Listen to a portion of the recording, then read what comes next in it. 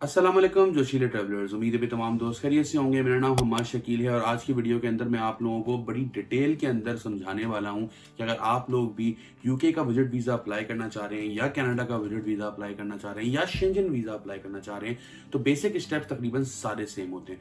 उन तमाम स्टेप्स को आज की वीडियो में डिटेल में बात करेंगे और डिस्कस कर रहे होंगे। वीडियो को शुरू करने से पहले एक और बात बताता चलूँ दोस्तों आपको, मैं रोजाना की बुनियाद पर फ्री विजिट वीज़ा कंसल्टेंसी कर रहा होता हूँ और अगर आप लोग भी चाहते हैं कि अपनी प्रोफाइल के हिसाब से मुझसे डिस्कस कर सकेंगे कौन सी ऐसी कंट्री है जहां पे आप लोग वीजा अप्लाई करें तो वीजा अप्लाई करने के बाद आपके वीजा अप्रूवल रेट के चांसेस ज्यादा होंगे। और अगर मिसाल के तौर पे आप अभी एलिजिबल नहीं भी होते तो कौन से ऐसे स्टेप्स हैं इसको फॉलो करके अगले आने वाले कुछ महीनों के अंदर आप एलिजिबल हो जाएंगे। तो अभी हमें कांटेक्ट कर लें 0333359991 पे और मेरी टीम आपका 1-to-1 कंसल्टेंसी सेशन मेरे साथ बुक कर देगी। आइए दोस्तों आज की वीडियो का आगाज करते हैं। तो दोस्तों चाहे आप यूके का विजिट वीजा अप्लाई कर रहे हैं, चाहे आप कनाडा का विजिट वीजा अप्लाई कर रहे हैं, चाहे आप किसी भी कंट्री का विजिट वीजा अप्लाई कर रहे हैं, कुछ ऐसे डॉक्यूमेंट्स होते हैं जो तमाम की तमाम कंट्रीज के वीजा के लिए तकरीबन सेम रहते हैं। तो सबसे पहले उसके ऊपर कैटेगोरिकली बात कर लेते हैं। सबसे पहले नंबर पे आता है आपका पर्सनल डॉक्यूमेंट्स, जैसे कि आपका पासपोर्ट। आपने सबसे पहले चेक कर लेना है कि आपका पासपोर्ट जो है वो 6 महीने की वैलिडिटी से ज्यादा हो। अगर आपका पासपोर्ट 1-1.5 साल की वैलिडिटी तक पहुंच चुका है तो मैं आपको मशवरा ये दूंगा कि पहली फुर्सत में उसको आप जो है वो अपडेट करवा लें, एक न्यू पासपोर्ट जो है वो आप बनवा लें और कम से कम 10 साल की मुद्दत का, ताकि अगले 10 साल तक आपको ये टेंशन नहीं हो कि आपका पासपोर्ट एक्सपायर होने वाला है। दूसरे नंबर पे दोस्तों वो ये कि आप अपना CNIC भी साथ ही साथ देख लें, अगर वो एक्सपायर होने वाला है तो उसको भी 10 साल के लिए अपडेट करवा लें। ये दोनों चीजें जो है ये आपके पर्सनल डॉक्यूमेंट के अंदर आ रही होती हैं जो तमाम की तमाम जगहों पे सेम टू सेम यही डॉक्यूमेंट्स लगे होते हैं। पर्सनल डॉक्यूमेंट के अंदर और डॉक्यूमेंट जो आते हैं उसमें सबसे पहले आपका FRC आता है। FRC आपका फैमिली रजिस्ट्रेशन सर्टिफिकेट होता है। अगर आप मैरिड हैं तो आपके साथ उस फैमिली ट्री के अंदर आपकी वाइफ और आपके बच्चे शो रहे होंगे। अगर आप मैरिड नहीं है तो आपके पेरेंट्स का MRC जो है वो आपके साथ लग रहा होगा, जिसके अंदर आप उनके पेरेंट्स के फैमिली ट्री के नीचे आ रहे होंगे। तो ये डॉक्यूमेंट आप बनवा लें। मैरिड हैं तो आपने साथ MRC भी बनवा लेना है। नादरा से बन जाता है, फौरन ही बन जाता है, कोई बहुत ज्यादा इसके अंदर टाइम नहीं लगता। MRC, FRC, आपका पासपोर्ट और आपका CNIC, ये 4 ऐसे डॉक्यूमेंट हैं जो एक दफा आपको बनवाने, दोबारा आपको उसके ऊपर काम नहीं करना पड़ेगा।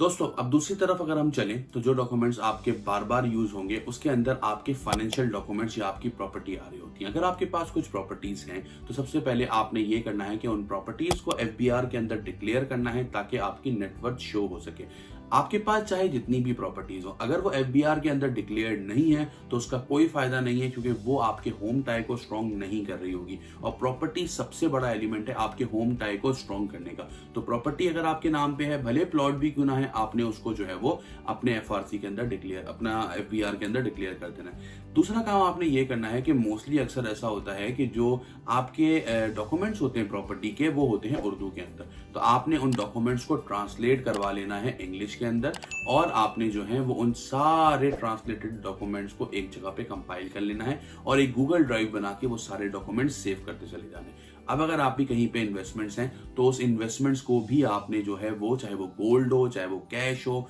कुछ भी हो आपका, जो आपके पास पैसा है वो आपने FBR के अंदर डिक्लेयर कर देना है। और कोशिश ये करनी है दोस्तों, अगर तो प्लान कर लिया है कि मुझे वीजाज अप्लाई करने हैं तो जो आपकी बैंक स्टेटमेंट चल रही है वो बैंक स्टेटमेंट आपके FBR से डिक्लेयर हो। मोस्टली क्या होता है, जो सैलरी वाले लोग होते हैं ऑब्वियसली उनके तो पैसे जो हैं वो अपने अकाउंट के अंदर डिडक्ट होके आ रहे होते हैं, तो उनको इतनी ज्यादा प्रॉब्लम नहीं होती। लेकिन जो लोग कारोबार कर रहे होते हैं उनके पैसे की लेन देन ज्यादा होती है और उनकी डिक्लेयर्ड मनी कम होती है। तो इसीलिए मोस्ट ऑफ द टाइम्स क्या होता है कि यूके के अंदर खासकर जब आपका इस तरह का कोई सिलसिला होता है तो आपका वीजा रिजेक्ट कर दिया जाता है इस बुनियाद पे कि भाई आपकी जो ट्रांजेक्शन है वो क्रिस्टल क्लियर नहीं है। दोस्तों अब जब आपके ये सारे डॉक्यूमेंट्स तैयार हो जाते हैं तो कुछ डॉक्यूमेंट्स ऐसे आते हैं जो कि आपके वीजा से रिलेटेड होते हैं, जिसके अंदर सबसे नंबर 1 के ऊपर आपका आता है वीजा फॉर्म। चाहे आप यूके का करें, चाहे कनाडा का करें, चाहे कहीं का भी करें, आपको अपना फॉर्म फिल करना होगा सारा।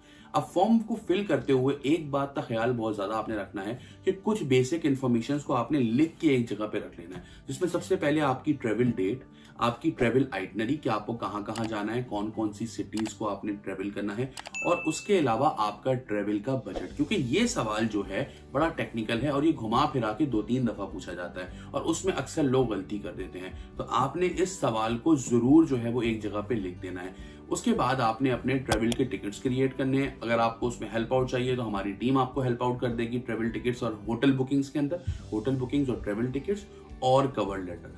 कवर लेटर के अंदर जो है वो जो आपने अपनी एप्लीकेशन लिखी है, जो आपकी ट्रैवल आइटनरी है, उन तमाम चीज़ों के बारे में आप बताते हैं कि आपका क्या इरादा है, क्या पासपोर्ट नंबर है, कहाँ पे जाना चाहते हैं, कितने दिन के लिए जाना चाहते हैं, इन तमाम चीज़ को आप डिटेल में लिख देते हैं। अब दोस्तों, जब भी आप कोई भी नई एप्लीकेशन ड्राफ्ट कर रहे होंगे तो आप ये डॉक्यूमेंट्स बनाएंगे, साथ आप इसमें अपनी अपडेटेड बैंक स्टेटमेंट और बैंक मेंटेनेंस लेटर लेंगे, इनको अटैच करेंगे, अपनी एप्लीकेशन कंप्लीट करेंगे और सबमिट कर देंगे।